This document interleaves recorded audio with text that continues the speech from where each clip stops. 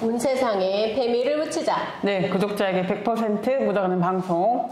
안녕하세요, 페미묻다입니다. 반갑습니다. 네, 안녕하세요. 네, 저는 언론개혁심리연대 권수택입니다. 네, 안녕하세요. 저는 서대문 FM의 장수정입니다. 반갑습니다. 네, 네. 아, 그거 잘 지내셨나요? 아니, 뭐 키어 축제 갔다 오셨던데. 아, 네. 퀴어 축제, 네, 퀴어 문화 페스티벌 맞죠? 갔다 왔어요, 주말에. 네.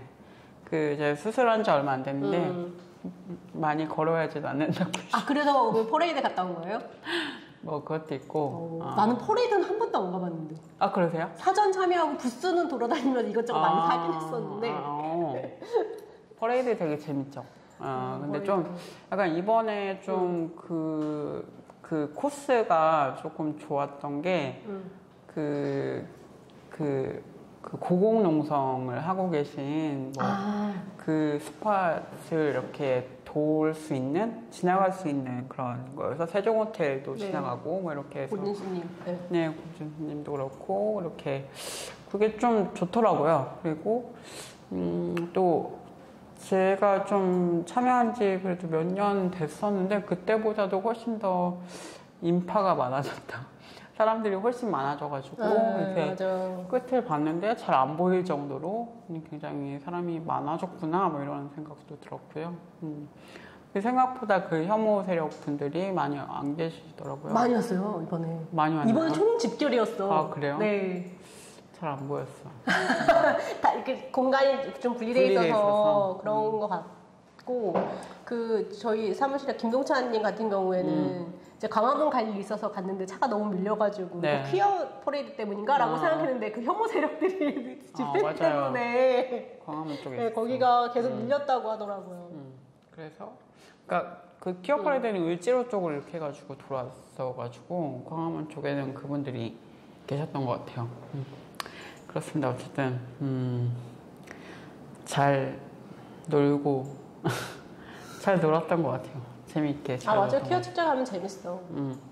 근데 왜 그렇게 불만이 많으신지 잘 모르겠어요. 누가? 혐오 세력 분들 왜 이렇게 늘 불만에 차 있고 그런지 잘 모르겠어요. 이번에 교회에서 총 집결령을 내렸대요. 근데 이유가 뭐냐면 이재명 정부가 새로 이제 이렇게 출범했잖아요. 그러니까 차별금지법을 할 수도 있다. 할 수도 있다. 그러니까 우리가 새를 보여주겠다고 해서 총 집결령이 내렸다고 이렇게 내려오더라고요. 그래서 많이들 모인 거라고.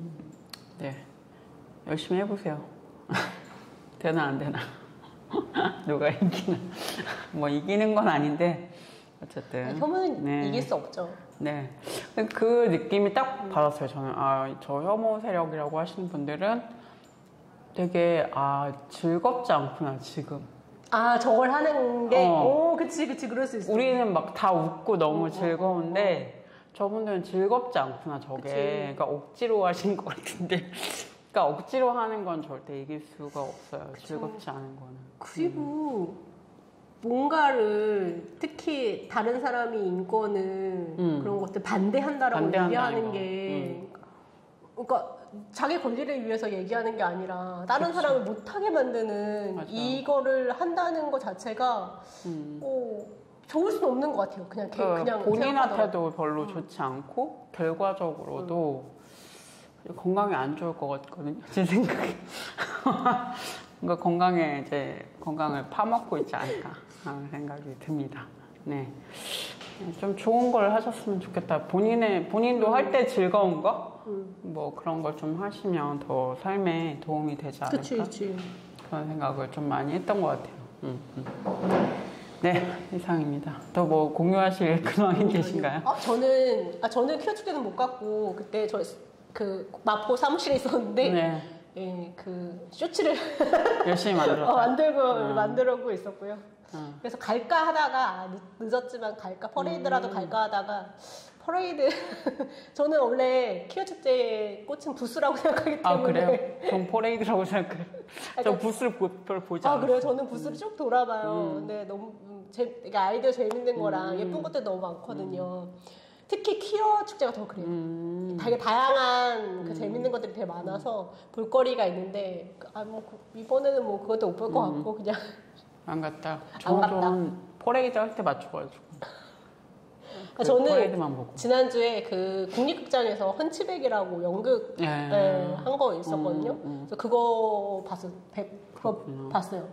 그거 재밌었던 것 같아요. 그게 무슨 내용인가요? 그게 그 일본 그 중증 장애인이 자전적 소설인데, 그러니까 그런 그 여성이 어떤 걸 하냐면 임신과 낙태를 하고 싶다 뭐 이런 내용이에요. 나는 다시 태어나면은 창고로 살고 싶다 이런 걸로 이제 자기와 인터넷 세상을 분리해서 인터넷에서는 다른 여성으로 이렇게 뭔가 살아가는 그런 글도 쓰고 그런 건데, 이제 그런 여성이 그 자기를 이제 그 케어가 해주는 그런 젊은 남성에게 돈을 주면서 임신하는 거를 아이를 갖기 위해서. 네네네. 그런 것들 하는 자전적인 소설이라고 하더라고요. 근데 거기에 하나가 있어. 그 대사 중에 내 꽂히는 게, 그 남성을 볼 때 남성이 되게 그 20대 남성 정말 우리나라의 그런 것처럼 나오거나 그래서 여성이 딱 그 있어. 인셀인가? 이런 표현이 있어. 인셀인가? 그런 표현이 있는데 어쨌든 그런 여성이 보기에도 되게 괜찮은 그런 그런 거 연극이어가지고 책도 읽고 연극도 보고 되게 재밌었던 것 같아요. 그렇군요. 네, 또 이렇게 주말에 있었던 일을 이야기를 해봤고요. 네, 그러면 또 오늘 소식 또 전해봐야죠. 시작하겠습니다. 네, 첫 번째 소식은 어떤 걸까요? 네, 이재명 정부의 인사 편향 얘기를 하지 않을 수 없다. 네. 그렇죠. 일단 그 대통령 수석 이상 전원이 남성이라는 기사가 있었고요. 국정기획위원회의 여성 위원들은 21.8%밖에 안 된다. 55명 중에 12명밖에 안 된다. 이런 기사가 나와서 그런 진보당의 홍성교 수석 대변인 같은 경우도 그렇고, 이제 언론에서도 계속 지적하더라고. 성평등에 대한 그런 인사가 전혀 되고 있지 않다라는 것들은 뭐 한국일보, 경향신문, 뭐 그런 한겨레 이런 데서 꾸준히 좀 지적하고 있는 내용이어서 한번 우리도 얘기해봐야 되지 않을까. 네. 사실 뭐 그 성평등 뭐 관련해서 그 선거 전부터 계속 공약과 관련해서도 문제가 됐었고, 그리고 또 막상 딱 들어오니까 또 이런 인사 문제부터가 이제 피그덕거리고 있는 거죠. 그 여성과 남성을 왜 그렇게 가르냐라는 게 이재명 대통령의 큰 의문이었다고 저는 느꼈어요. 아니 왜 계속 왜 여자와, 그러니까 만약에 기자들이 여성 정책은 있습니까? 라고 질문하면 왜 여자와 남자를 그렇게 가릅니까? 라고 질문하셨던 장면들이 전 기억이 나는데, 이러니까 그런 거다. 이러니까 그런 질문을 할 수밖에 없는 거예요. 왜 여성들이 뭐 특별히 뭔가 문제가 있는 것도 아니고 어떤 일부러 배제하는 것도 아닌데 그냥 자연스럽게 인선을 했다. 근데 여성이 한 명도 없다. 이게 바로 문제라는 것이죠. 예. 그러네요. 그 홍성규 수석 대변인이 지적한 때가 13일이었어요. 물론 그 이후에 이제 그 인사에서는 총무비서관의 뭐 김현지 전 수석 비서관 보좌관이거나 아니면은 초대 성평등 가족 비서관 이번에 이제 마련됐는데 거기 정정욱 전 경기도 여성가족재단 대표이사나 이런 사람들이 내정됐다고는 하더라고요. 하지만 그 이제 우리가 생각할 때 성평등 가족비서관은 당연히 여성이 할 것 같고, 그러면 여성가족부 장관은 여성이 하는 게 당연하고, 뭐 이런 것처럼 이게 아쉬움이 있어요. 맞아요. 제가 지난번에도 대변인 강유정만 이제 여성이었다라고 했는데, 대변인인 것이 저는 불만인 거거든요. 맞아.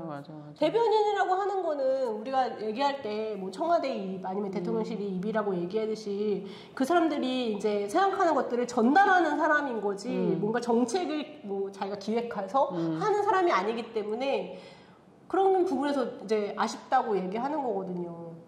그러니까 인선을 할 때도 약간 그런 뭐 대변인이나 뭐 그런 역할, 그러니까 여기서는 뭐 성평등 의제를 다루는 역할, 이런 식의 인선을 한 것을 여성을 인선했다라고 생각을 하시는 것 같아요. 근데 어쨌든 국가를 운영하는 데 있어서 여성의 시각이 들어가야 되고 다양한 그 분야의 전문가들이 있는데 있음에도 불구하고 계속 여성 의제로만 이걸 축소시키는 경향이 또 반복이 되는 것 같다. 그쵸. 그런 생각이 듭니다. 이재명 대통령이 어쨌든 어려울 것 같지만 30% 맞추기 위해서 최선을 다 하겠다라고 얘기한 거잖아요. 어려울 것 같지만. 그쵸. 그 얘기를 했지만, 이게 30% 채운다고 하더라도 아까 얘기했지만 어떤 자리인가 이게 되게 맞아요. 중요하거든요, 사실은. 여성이 어느 자리에 가서 어떤 일을 하느냐가 그것을 이제 보여주는 사회적 영향력이나 그런 것들을 갖게 되는 그런 측면이 있기 때문에 그게 중요한 거라고 생각되는데 저는 이런 얘기할 때마다 대표적으로 그 독일 메르켈 총리가 생각이 나거든요. 그분이 2005년부터 16년 동안 재임했던 거잖아요. 그렇죠. 그래서 독일에서는 우스갯소리를 그런 게 있대요. 총리는 당연히 여성이 하는 게 아니야라는 이야기가 있었대요. 이런 거거든요. 남성이 할 수 있다는 걸 몰랐다고 어린 분들 그쵸. 같은 16년 한 거면 그렇게 계속 총리는 여자다라고 그러니까 이런 효과가 있기 때문에 저희가 계속 그 30% 비율도 중요하고 당연히 맞춰야 되지만 어떤 자리인지도 계속 관심 가지면서 맞아요. 봐야 되는 부분인 것 같아요. 그러니까 저는 좀 그런 뭐 비단 요 건도 문제인데 전반적으로 여성을 기용하거나 어떤 정책 자리에 이렇게 할 때 여성 정책 뭐 이를테면 성평등 등 뭐 이런 거에 한정해서 하는 게 참 문제다. 문제다. 그거를 했다고 생각하면 안 될 것 같다는 생각이 들고 사실 이재명 정부가 다른 부분에서는 뭐 저번에도 얘기했었는데 굉장히 스마트하고 앞서가는 정책들을 많이 시행을 하시는데 이것과 관련해서만 여성 정책, 여성 이슈와 관련해서만 되게 뭔가 30년 전 정도에 지금 머물러 있지 않나. 이게 되게 당황스러울 정도거든요, 솔직히. 그쵸. 그래서 이게 무슨 일이지? 라는 생각이 계속 듭니다. 그래서 왜 국정기획위원회 현판식 하는 날 사진이 있어요. 제가 가져왔는데 네, 사진이 공개가 됐죠. 네, 와 이거 어떻게 할 거야 이거? 이거 문제라고 느끼지 않으신 이거 찍을 때부터 이거 뭔가 문제 있다고 느끼셨어야 되는데 여성이 한 명도 없고 전원 남성의 한 50대 60대 그렇죠. 그 남성들이 그 현판을 가운데다 두고 쭈루룩 서서 사진을 찍어요. 와 이게 이제 말씀하신 것들은 문제라고 생각하지 않는 거잖아요. 맞아요. 이렇게 찍을 때부터 문제라고 느꼈어야 됩니다. 아니 찍기 전에 명단을 그치. 봤을 때부터 문제라고 느꼈어야죠. 그러니까 진짜 네. 이게 뭐 하는 짓인가 싶어요. 이런 거 이렇게 비판할 때마다 이게 내가 뭐 하는 짓이지? 이런 생각이 좀 들더라고요. 되게 이런 걸 공개할 수 있는 용기가 되게 용기가 있다. 요즘 세상에 이런 용기. 네. 그러니까 저는 정치평론가들한테도 좀 불만이어서 그래서. 그러니까 어떤 이야기가 됐냐면 정치평론가들이 시사방송에서 얘기할 때 어떤 이야기를 하냐면 그래도 이재명 정부에서 인사는 그래도 고르게 잘 되고 있는 것 같다는 얘기 되게 많이 했어요. 그러니까 편향내지 않고 그래도 실용적으로 하는 것 같다. 근데 그러면서 하는 말이 있어요. 여성 정책 그러니까 여성이 너무 없는 거 아니야? 그러면 그것만 제외하고 그래. 그거 제외하면 실용적이고 되게 잘 하고 있다라는 평가들을 하시더라고요. 그래서 아니 그걸 왜 제외해? 그걸 제외하면은 되게 큰 것들이 문제가 되죠. 그러니까요. 그래서 나는 정치평론가도 제발 그렇게 평론 안 했으면 좋겠어. 그러니까 그 성별만 제외하면 뭐 나름 중도적인 사람도 쓰고 뭐 이렇게 좀 고루 쓰는 것 같다 이렇게 얘기하는 게 이게 무슨 문법이지? 그게 치명적인 거죠. 그러니까 나는 들을 때마다 되게 의아하더라고요. 그러니까 사실은 여성들이 소수가 아님에도 소수자로 분류를 하는 이유가 이렇게 계속 너무 당연하게 지워지고 가려지고 너무 없어지고. 당연하게 지우기 때문이에요. 그쵸. 인원이 많은데도 50대 50을 가야죠.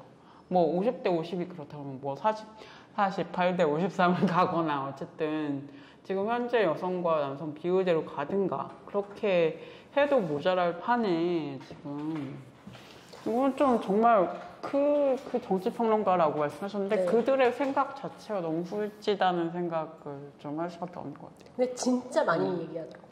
이 얘기를 48대 53이 아니라 48대 50이라고 더하기를 잘못해서. 네네네. 100 넘을 수도 있지. 네, 100 넘을 수도 있지. 101% 되는 거 아니야? 소수점으로 하면 넘을 수도 있지.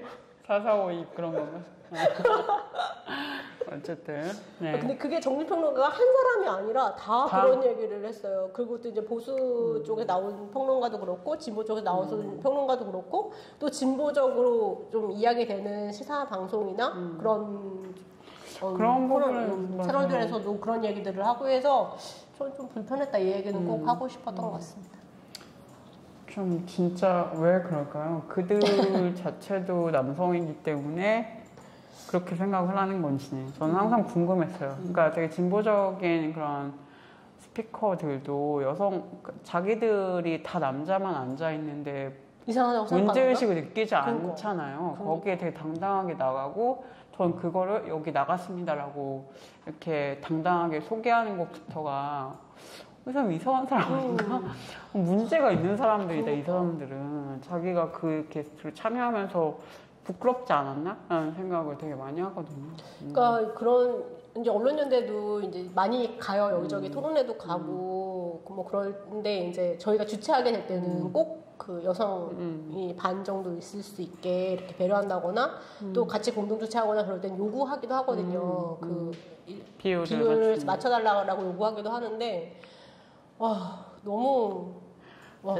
제가 옛날에 모 방송국 이제 정책위원을 한 적이 있는데 거기서도 이제 방송에 나오는 여성 그 출연자의 비율과 관련해서 이렇게 뭐 평가를 하는 자리였죠. 어쨌든 이 방송은 어떻고 이렇게 좀 의견을 나눈 자리였는데 거기에 뭐 그때 5대1 정도 나오고 있었어요. 여성이 그 요즘 많이 하는 것처럼 그 패널이 아니라 그냥 사회자 그거였어. 그래서 제가 여성 비율이 너무 낮다라고 얘기했더니 사장님께서 진짜 깜짝 놀랐어요. 우리 많은데?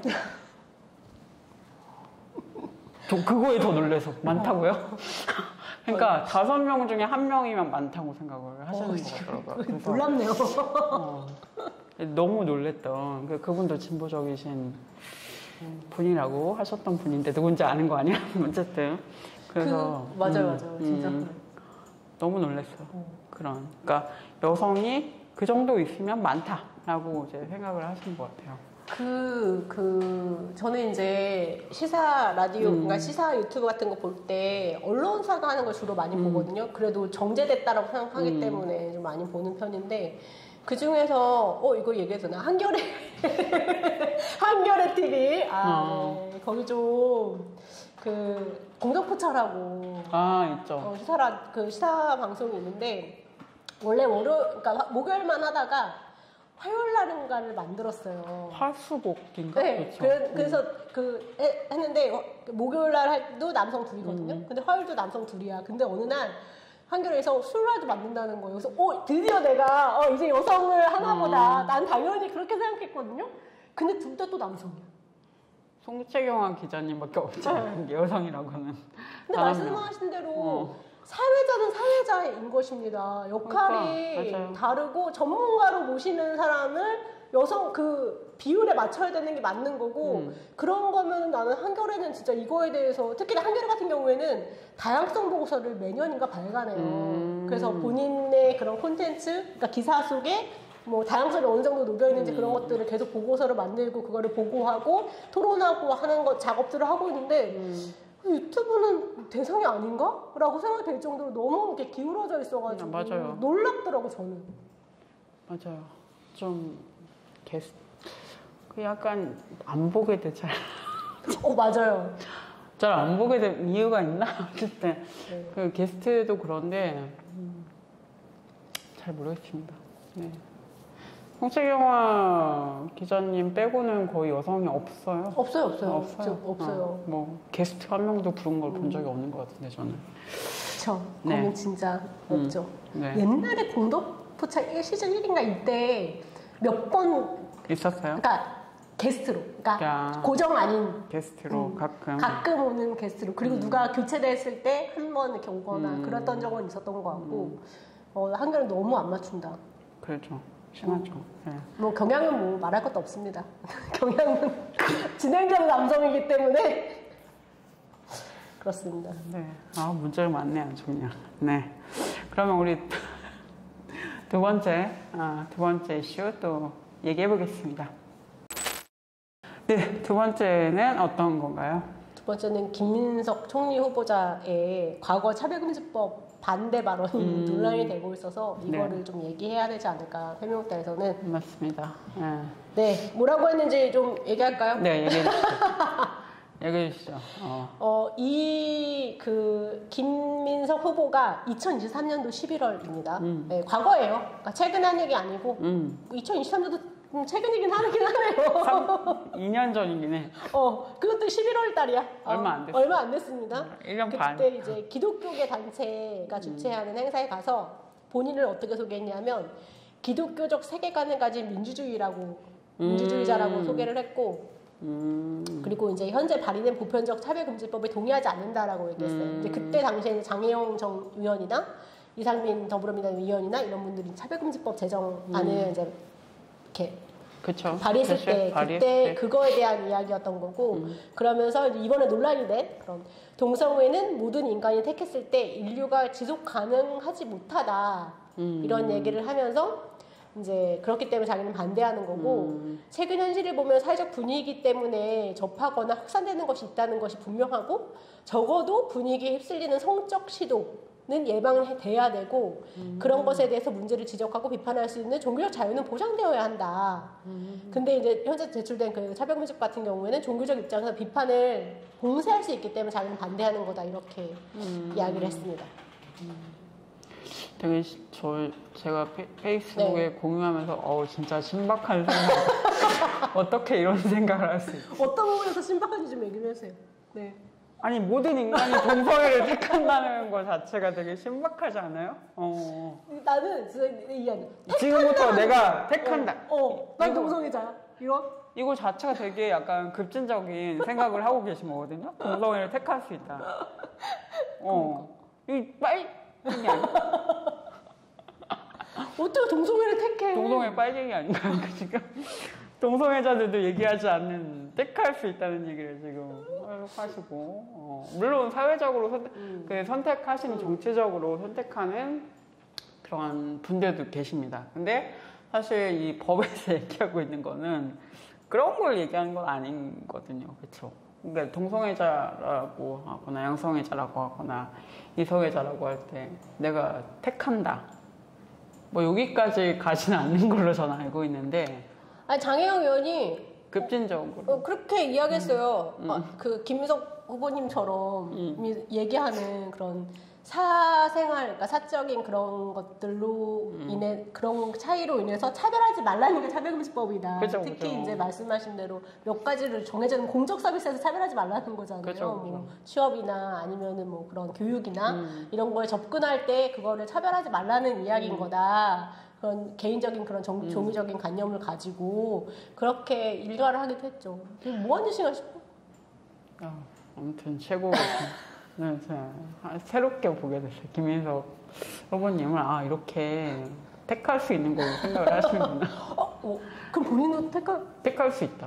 본인도 택해가지고 좀 이제 그 동성애자들 옆에 서서 같이. 근데 어쨌든 이거를 이야기하고. 김민석 후보님은 아셔야 될 게, 이게 종교 자유와 어떤 자유들은 충돌할 수밖에 없는데 지금 충돌하고 있는 상황이에요. 종교적 자유라고 하시지만 타인의 그런 결정권, 뭐 이를테면 내가 성적으로 어떤 지향을 갖고 있거나 이런 걸 침해하고 있기 때문에 지금 문제인 거거든요. 그쵸. 그래서 지금 문제인 거지, 종교적 자유를 억압하는 게 아니라 그 자유가 지금 뭘 침해하고 있다고 얘기하는 거고.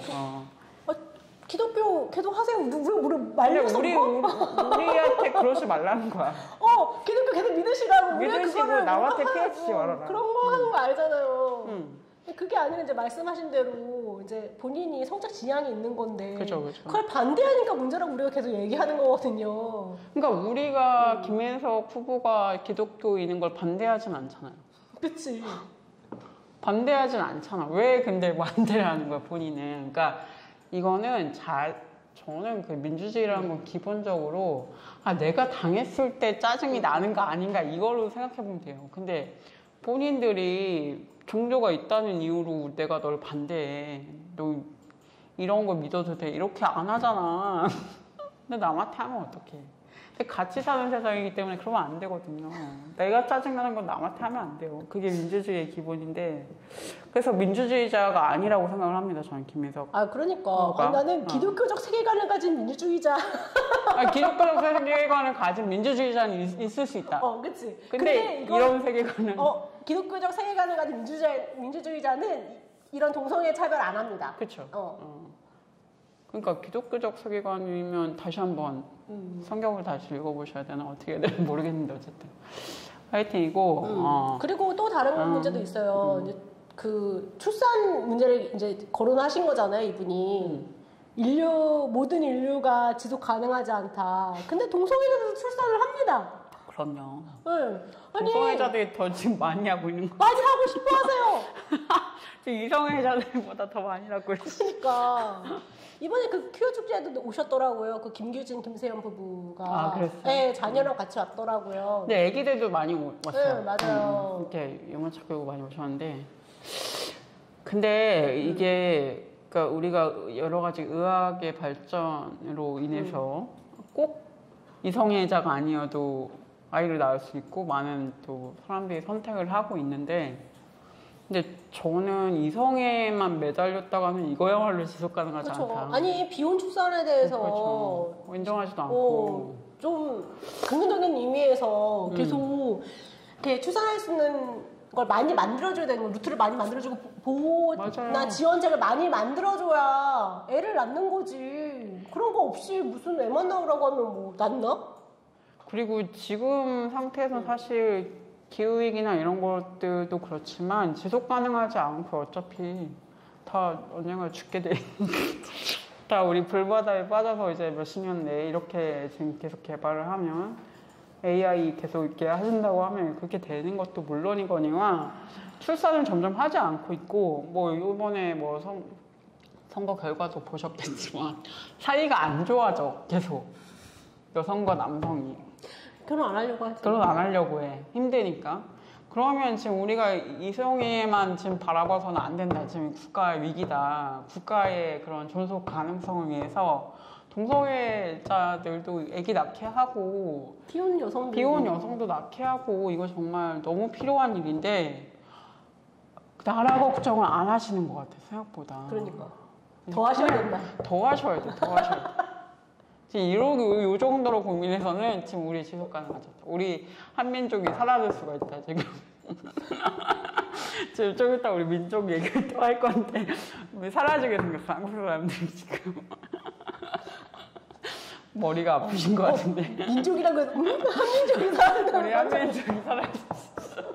농담이고요. 어쨌든 한국이라는 나라가 소멸할 수 있다. 지금 걱정하시는 대로.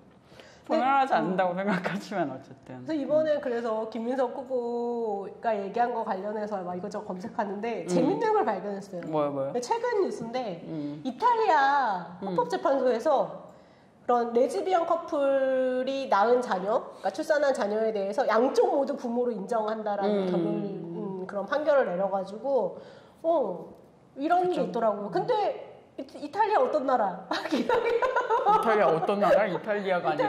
이탈리아가 어떤 나라인 교황이 있는 거예요. 물론 이제 이렇게 분리되어 있긴 하지만 그래도 우리나라보다는 기독교인이 훨씬 더 그런 살짝 강하고 그런 나라인데 그런 나라에서 이런 근데 그 아까 얘기했던 그 김규진, 김세연 부부 같은 경우에는 자녀는 현재 미혼 여성이 자녀로만 되어 있어요. 부부의 자녀가 아니라.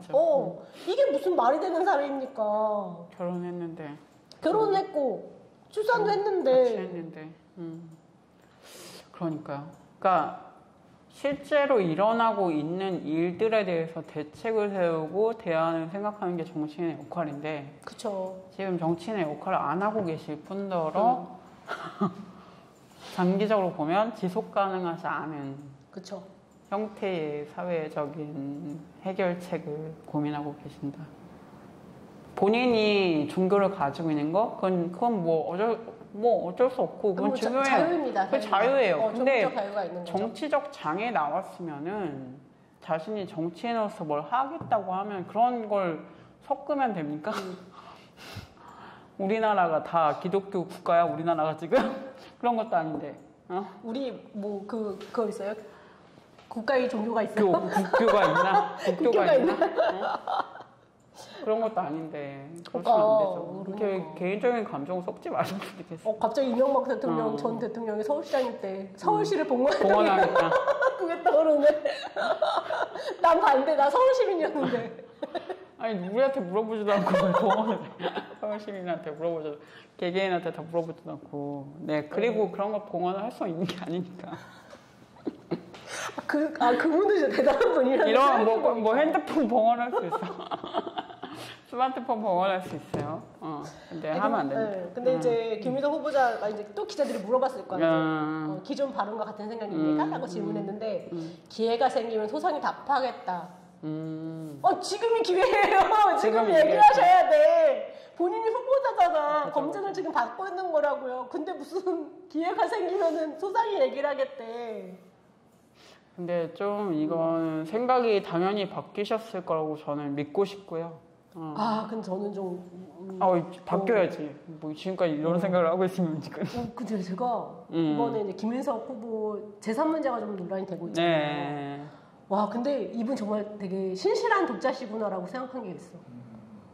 그래요? 이분이 뭐가 문제냐면 불법 정치자금 제공자와의 금전거래 의혹이 있는 거거든요. 근데 이 사람이 재산 자체가 좀 문제긴 해요. 예를 들면 2020년도 5월에 마이너스 5억 8천만 원이었어요. 근데 그 재산이 5년 만에, 그러니까 2025년 6월에 플러스 2억 1,500만 원으로 증가했어요. 그러면 한 7천만 원 이상이 이제 증가했다는 거잖아요. 7억? 네. 근데 수입이 3배밖에 없었어. 3배밖에 없는데 7억 이상이 증가했다. 네. 근데 그 안에서 어떤 걸 썼냐면 카드 현금 2억 3천만 원 사용했지. 그리고 추징금 이제 불법 자금했던 거 있잖아요. 과거에 그거 이제 추징금 6억 2천만 원을 납부했어요. 그리고 월세를 냈고 아들 학비. 아들이 되게 뭔가 유럽에서 지금 유학생을 하고 있잖아요. 거의 학비가 어마어마하다고 하더라고요. 그리고 재밌는 거 봤는데 교회에 감사 헌금을 2억 원을 냈어요. 그래서 와 이분 되게 신실한 2억을 냈다고? 감사원금으로? 그래서 이거 보는 순간 그 생각이 든 거예요. 나는 와 김진표가 가고 김민석이 왔구나 이런 생각이 들더라고 나는. 만만치 않겠는데? 진짜 신실하시네. 아니 없는 재산에 자기가 마이너스 5억 8천만 원이었을 때 어떻게? 그거는 우리가 상상할 수 없는 우리 같은 범인들이 또 상상할 수 없는 어떤 심오한 그게 있는 거죠. 그래서 나는 원래 재산 문제 별로 관심이 없었는데 2억에 갑자기 교회 헌금 2억에 꽂혀가지고 뭐지? 그럼 이분이 재산이 어떻게 되는 걸 찾아보고 역으로 찾아봤어요. 그렇구나. 자, 차별금 집고. 아무튼 이 김민석 후보가 만약에 된다면 또 이 이슈가 계속 따라갈 수밖에 없겠네요. 그렇죠. 총리가 된다면. 그렇죠. 그래서 이건 반드시 총리 후보자로서 반드시 검증해야 되는 영역이다. 그런 이야기를 좀 할 수 있을 것 같아요. 좀 맞지 않는 부분이 있네요. 네, 공인으로서 조금 걱정이 되는 부분이 있는 것 같습니다. 네. 어쨌든 좀 앞으로 또 뭐 검증하면서 또 나온 얘기들을 또 봐야 될 것 같습니다. 네. 그쵸. 청문회 언제 하려나? 나왔나? 네. 지켜봐야 될 것 같습니다. 네, 지켜보겠습니다. 다음 소식 또 이어가겠습니다. 네, 세 번째는 또 우리 안 좋은 얘기인 것 같은데. 다 연결되는 거야. 다 연결돼 있다. 오늘은 다 연결되는 것입니다. 오늘 정치로 되게 연결되어 있는데 그러게요. 한국 성평등 지수가 100위권 밖으로 떨어졌다라는 그런 얘기예요. 이게 스위스 다보스에 기반을 둔 세계 경제 포럼이라는 곳에서 매년 그런 성별 격차 지수 보고서 이런 거를 발간하는데 한국이 0.687점, 이게 1에 가까울수록 좋은 거라고 해요. 근데 우리나라는 많이 떨어져 있죠. 그래서 148개 국가 중 101위를 기록했던 거. 이렇게 해서 이제 예, 기사가 한국의 성평 지수가 100위권 밖으로 밀려났다 이렇게 기사들이 많이 쏟아졌습니다. 근데 이게 성별 격차가 이제 되게 다양한 영역이 있어요. 정치적인 뭐 영역이나 경제적 뭐 교육 수준 뭐 이렇게 다 이제 나눠져 있는데 그 중에서 우리나라가 100위 바깥으로 밀려난 그 주요한 포인트가 있잖아요. 네. 이게 정치적 권한 부여 쪽이었어요. 그래서 연결이 돼 있네. 네. 그래서 국회 성별 비율 격차가 0.255로 102위 기록했고요. 장관직 그런 성별 비율 격차도 0.231점으로 85위. 뭐 이런 식으로 그런 공적 영역에서 여성들이 안 가고 있다라는 거. 이것 때문에 100위 바깥으로 밀려난 거다 한국이. 이렇게 이제 보고서가 얘기하고 있는 것입니다. 이거는 진짜 사실 한국이 차별이 어떻게 작동하고 있는가를 볼 때 제일 중요하게 평가하는 그런 기준이 이거였던 것 같아요. 공적 영역에 여성들이 맞아요. 없다. 완전 적은 수만 있다. 그리고 또 있더라도 뭔가 고위직이나 여기까지 올라가는데 되게 큰 저항이 아직까지도 있다. 많죠. 이런 거신 것 같고, 예, 지금도 또 역시나 문제였는데 더 문제가 돼서 100위권 밖으로. 그러니까. 이게 참 좀 점점 갈수록 좀 심해진다는 생각도 느낌도 들기도 합니다. 예. 저희가 30년 전 얘기를 계속 하는데 그때보다 더 안 좋아진 것 같기도 해요. 저는 체감상 사회 분위기도 그렇고. 그게 이 보고서에서도 좀 나타나고 있는데 교육 수준이나 건강, 뭐 생존 이런 것들은 일가 비슷해요. 유사하게 해서. 그거는 좀 평등한 그런 영역이라고 생각돼요. 그러니까 우리나라 여성들이 교육 수준이나 건강 이런 것은 꽤 많이 올라온 거예요. 맞아. 근데 말씀하신 것처럼 공적, 정치적 영역에서 이제 가지 못하니까 이 괴리가 너무 크게 나타나는 거죠. 그래서 한국일보 그 기사를 보면은 이 그래프가 있어요. 그래프가 이렇게 꺾여 있어요. 공적 영역 쪽에서만. 네. 맞습니다. 그래서 와 이거 되게 심각한데 이렇게 맞아요. 봤던 것 같아요. 이게 진짜 이런 심각성이 아니 진짜로 그러네요. 거의 삼각형을 이루고 네. 그러니까 여성들의 그런 기본적인 뭐 학력 수준이나 뭐 이런 것들은 선진국이니까 우리나라가. 근데 공적 영역에서만 완전 벼랑처럼 이렇게 떨어지는 절벽처럼 떨어지는. 그래서 사실 저는 젊은 세대들의 절망감 이런 것도 더 크게 나올 수밖에 없었다는 생각이 들고 그럴 것 같아요. 이게 저희 지난번에 계속 광장 얘기했을 때도 그 얘기했었잖아요. 광장과 현실 여의도 정치가 너무 괴리돼 있다라고 얘기하는데 이게 딱 여기서 드러나는 거라고 생각이 되고 그리고 저희 디지털 성범죄 같은 경우에도 그때 기획했을 때 그 얘기했던 거잖아요. 그 페미니즘 이런 문제, 여성 범죄 이런 문제를 자기 의제로 가지고 국회에서 이야기할 수 있는 국회의원이 없다. 다 연결되는 문제인 것 같아요. 맞아요. 그래서 한국은 진짜 어디서부터 잘못했지? 이런 생각이 저 보고서 내용을 좀 보면서 그런 생각이 들더라고요.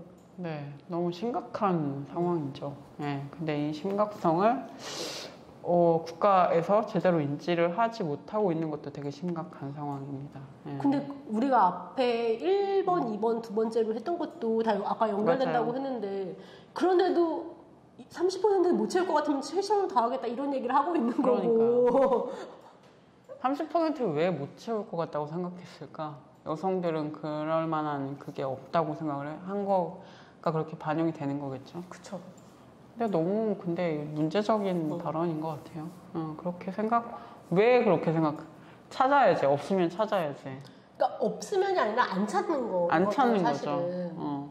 없다고 생각하는 거는 스스로 뭔가를 하지 않아서잖아요. 근데 이재명 대통령은 되게 참신하고 뭐 새로운 아이디어 엄청 잘 내시고 그러는데 왜 이 부분에서만?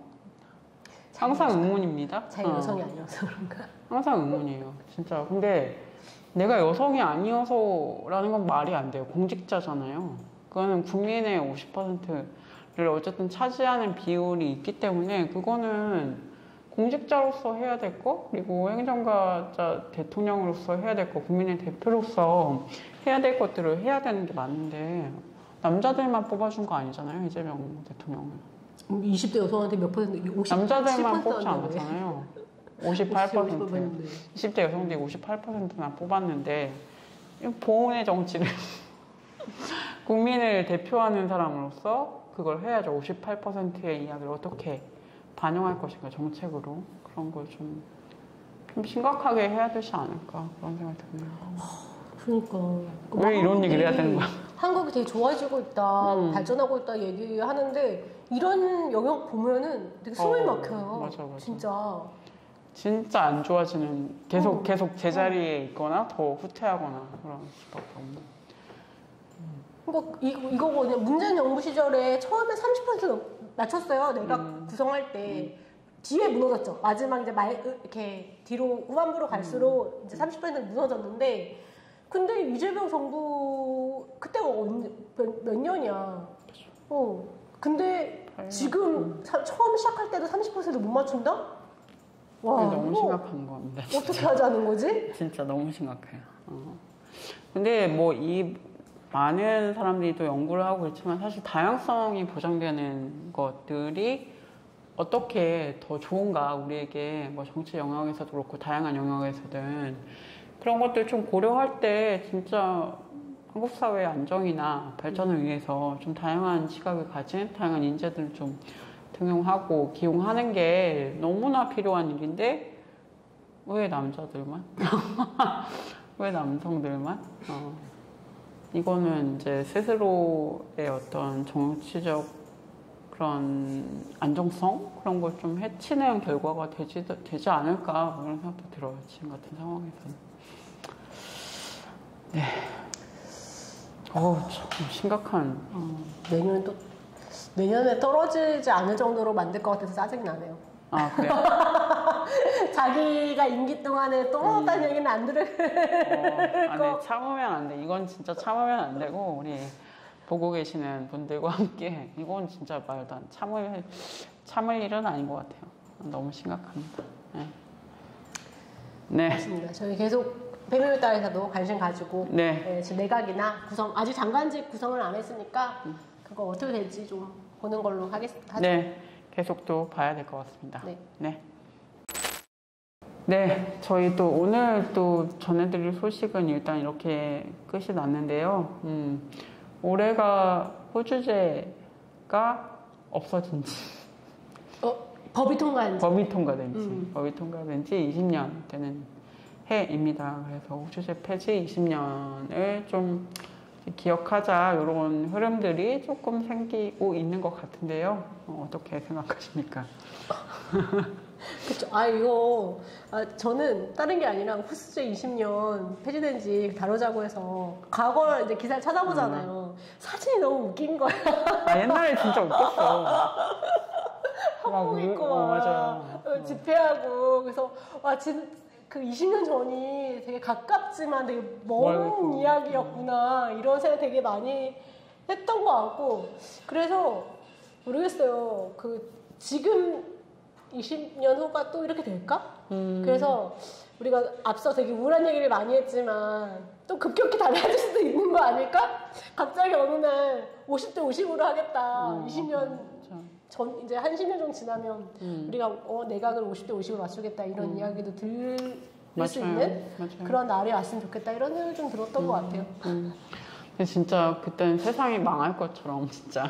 그러니까. 유림 분들이 막 올라오셔가지고 막 다 가 쓰고 막 올라오셨던 거 막 생각이 나거든요. 그때 왜 그 단발령 뭐 그런 거서 그때 자기 몸에 하면 안 된다. 신체 발문 수지부 그런 거였는데, 어쨌든 그때 막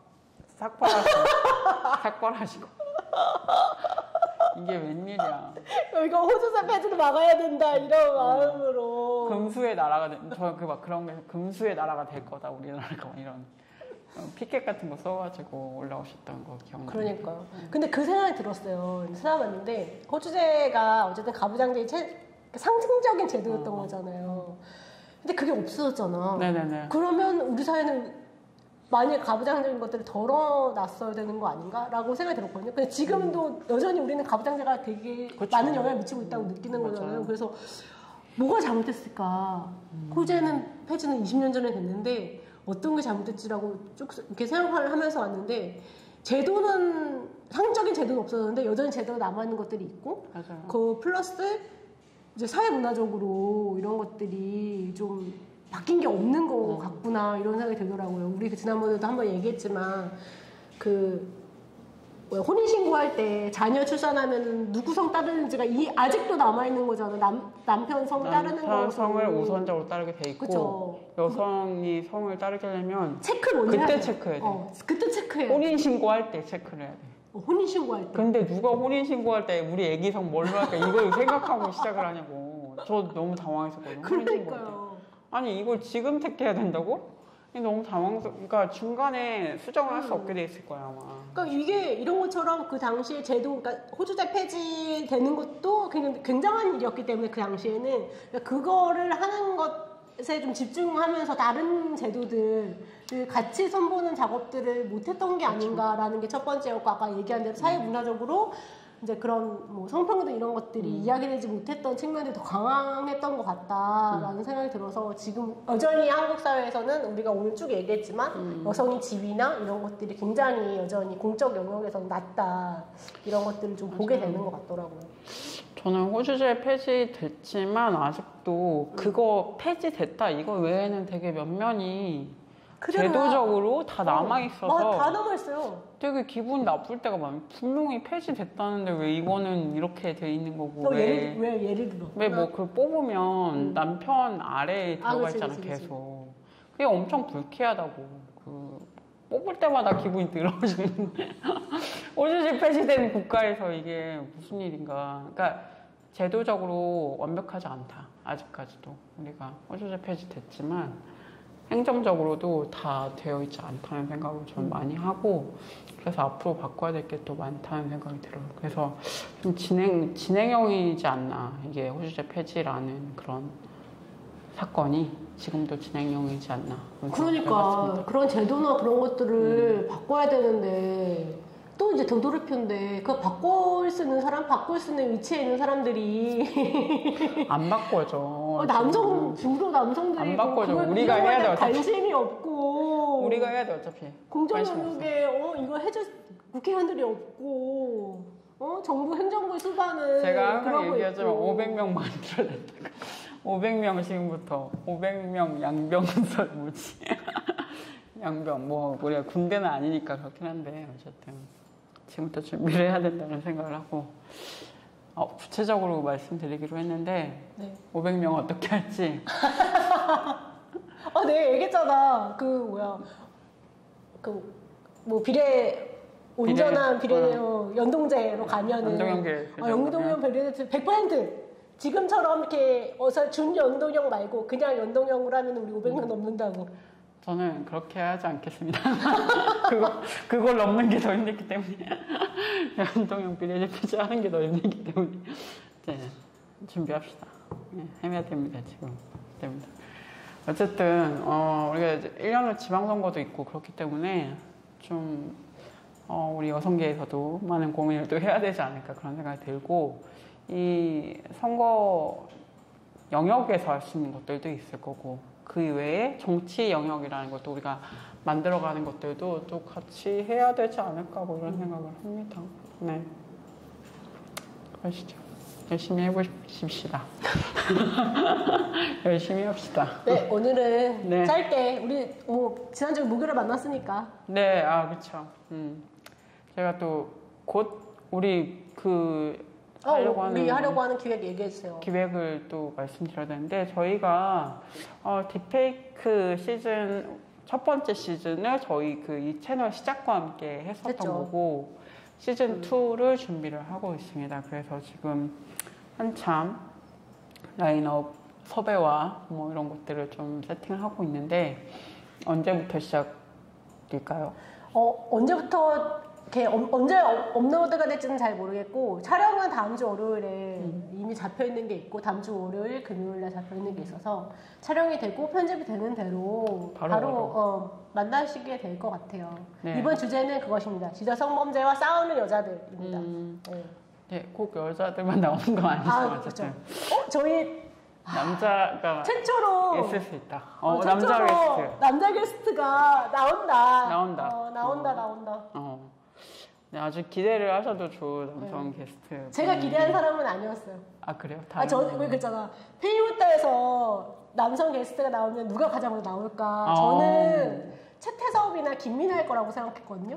제가 몇 번 얘기했었어요. 그 한국 남자 쓴 채태섭님이나 아니면 그 요즘에 30 남성들이 그런 행동이나 그런 것들을 게임 이론으로 해석하시는 김민아 평론가를 우리가 모실 수 있고 그럼 그분들이 첫 번째 우리 게스트가 되지 않을까라고 생각했는데 둘 다 아니었습니다. 네, 다른 분이 나왔어요. 다른 분입니다. 우리 둘이라고 생각했던 이유는 저희랑 그래도 조금 관계가 저희가 좀 쉽게 플라이할 수 있는. 그리고 나온다고 했어. 김민아는 나올 수 있다고 얘기해서 김민아 평론가는. 그러셨군요. 네.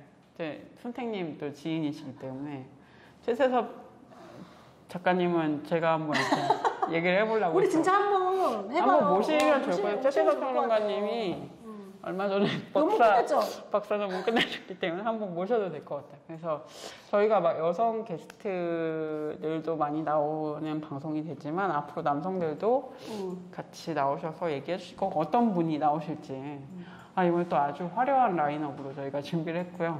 네, 기대하셔도 좋을 것 같습니다. 네, 그러면 오늘은 여기까지 하고요. 네. 온 세상에 페미를 붙이자. 네, 구독자에게 100% 묻어가는 방송. 지금까지 페미였습니다. 감사합니다. 감사합니다.